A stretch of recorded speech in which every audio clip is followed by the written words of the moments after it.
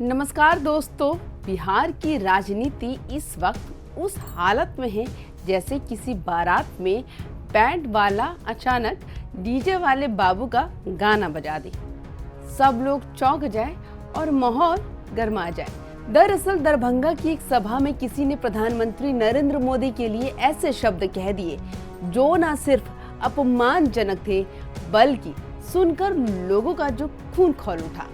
अब मामला ये है कि मंच से बोले गए कुछ सेकंड के शब्दों ने पूरे बिहार की राजनीति में तड़का लगा दिया।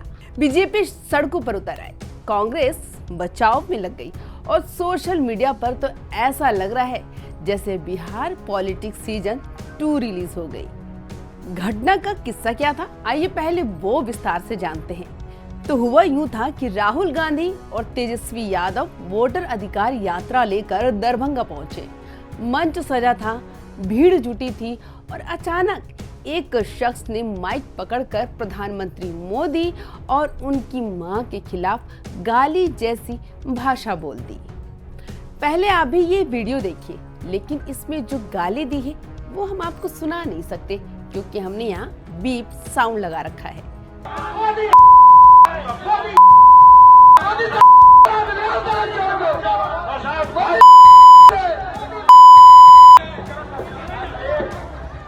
बस फिर क्या था, इस वीडियो को देखते ही वहां मौजूद लोग दंग रह गए। किसी ने वीडियो बना लिया, वीडियो वायरल हो गया और जो होना था वही हुआ क्योंकि यहां सियासत का डीजे बज गया। पुलिस हरकत में आई, उस शख्स को गिरफ्तार किया गया। नाम है रिजवी राजा। फिलहाल अब भाई साहब जेल की हवा खा रहे हैं, लेकिन राजनीति में माहौल गर्मा गया है। वीडियो वायरल हुआ तो पटना में बीजेपी कार्यकर्ता आग बबूला हो गए। सैकड़ों की संख्या में सड़क पर उतर पड़े। कांग्रेस दफ्तर के सामने नारेबाजी हुई, पोस्टर फाड़े गए। यानी अब मामला सिर्फ दरभंगा तक सीमित नहीं रहा, पूरा पटना सुलग उठा। अब आते हैं नेताओं की एंट्री पर। जिस तरह क्रिकेट मैच में हर खिलाड़ी का डायलॉग होता है, वैसे इस मामले में हर नेता ने अपना बयान दिया है। चलिए सुनते हैं कौन कौन क्या क्या बोला है इस मुद्दे पर। सबसे पहले बोले हमारे अमित शाह। उन्होंने कहा कि ये लोकतंत्र पर कलंक है। राहुल गांधी ने मोदी विरोध में सारी सीमाएं तोड़ दी हैं। अचंभित और दुखी होकर इनके कुत्सित प्रयास को देख रही हूं। मुझे मालूम है कि प्रयास को जनता का समर्थन नहीं है, परंतु 2 दिन पहले जो हुआ इसने सारी सीमाएं लांघी। मोदी जी की माता जी का जीवन एक गरीब घर में अपने सभी संतानों को संस्कारित कर ऐसे स्तर पर पहुंचा जाए कि बेटा विश्व का नेता बने, ऐसे जीवन को अपशब्दों से बोलना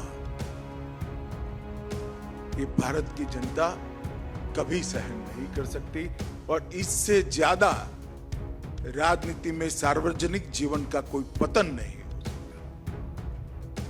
मैं फिर से एक बार कांग्रेस के कुत्सित प्रयासों की घोर निंदा करता हूं और मैं आग्रह भी करना चाहूंगा राहुल गांधी जी के कि जरा भी शर्म बची है तो मोदी जी की, उनकी स्वर्गीय माता जी की और देश की जनता की जरूर माफी मांगे।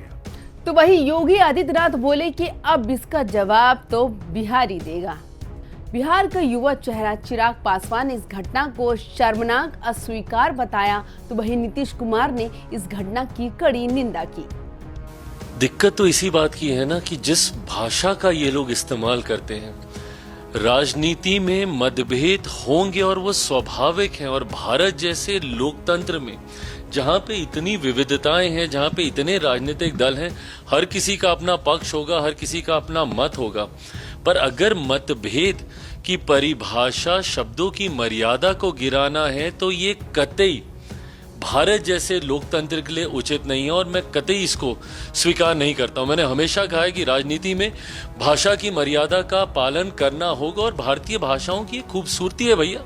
इतना बढ़िया शब्दकोश है भारत की हर भाषाओं के पास कि आप बड़े से बड़े विवादित विषय को बड़े से तीखा वार आप मर्यादित शब्दों में कर सकते हैं, पर इस तरीके से गाली गलौज करना, वो भी देश के प्रधानमंत्री के लिए, ये कतई कोई स्वीकार नहीं कर सकता। अब जरा कांग्रेस और मंच के आयोजकों की सुनिए। मोहम्मद नौशाद जिनके मंच से ये बयान आया, उन्होंने वीडियो डालकर क्या कहा, पहले ये सुनिए। जिसने भी इस तरीके की ये गाली गलौज की है या जो भी किया है उसकी मैं घोर निंदा करता हूं और निंदा करता हूं और मैं माफ़ी मांगता हूं, मैं क्षमा मांगता हूं। और हमारे एक दो जो मंच पे आदमी थे उन्होंने एक दो थप्पड़ भी उसको मारा है और उसको आप देखिएगा वीडियो में, उससे माइक छीन भी रहे हैं। तो इस तरीके की घटना नहीं होनी चाहिए। मैं उसकी निंदा करता हूं और क्षमा मांगता हूं। हमारे देश के प्रधानमंत्री हैं वो, तो मैं क्षमा मांगता हूं, मैं माफ़ी मांगता हूं और इस तरीके की घटिया और अशब्द भाषा का इस्तेमाल किसी भी पार्टी के नेता के खिलाफ नहीं होना चाहिए। यानी कि सीधे शब्दों में ये हमारी गलती नहीं, पब्लिक के किसी बंदे का ओवर एक्टिंग था, लेकिन बीजेपी ने साफ साफ कह दिया नो नौशाद, अब माफी से काम नहीं चलेगा, क्योंकि अब राहुल गांधी और तेजस्वी खुद आगे आकर माफी मांगे तभी काम चलेगा। वैसे राजनीति में जब तक ट्विस्ट का तड़का नहीं लगता तो मजा नहीं आता, इसलिए इसमें भी एक और ट्विस्ट आया। आरजेडी के नेता सुधाकर सिंह बोले कि ये कांग्रेस आरजेडी को बदनाम करने की साजिश हो सकती है, इसमें स्लीपर सेल भी एक्टिव हो सकता है। अब भैया स्लीपर सेल का नाम आते ही कहानी और फिल्मी हो गई, क्योंकि राजनीति में कुछ भी संभव है। गाली तक ही ये मामला सीमित नहीं है, क्योंकि एक वीडियो भी सोशल मीडिया पर जमकर वायरल हो रहा है, जहां राहुल गांधी अपने बिहार की जनता का अभिवादन स्वीकार कर रहे हैं, तो वहीं उनके सुरक्षा कर्मी जनता का अनादर किस प्रकार कर रहे हैं। देखिए, कभी बाल खींचे जा रहे हैं, कभी लात घूसे धक्के दिए जा रहे हैं।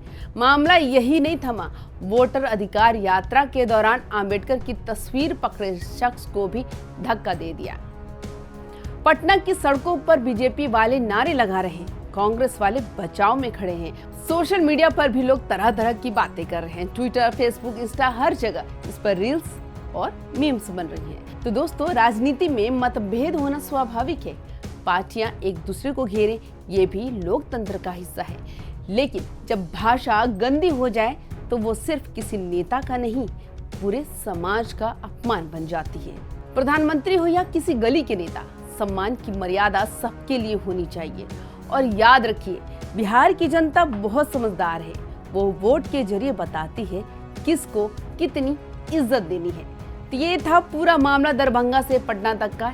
एक शब्द से उठा तूफान, नेताओं के बयान और सोशल मीडिया की जंग। अब देखते हैं अगला एपिसोड कब आता है और कौन सा नेता इसमें नया डायलॉग डालता है। तब तक राजनीति के इस ड्रामे का मजा लीजिए, लेकिन सम्मान की भाषा कभी मत भूलिए। जय हिंद।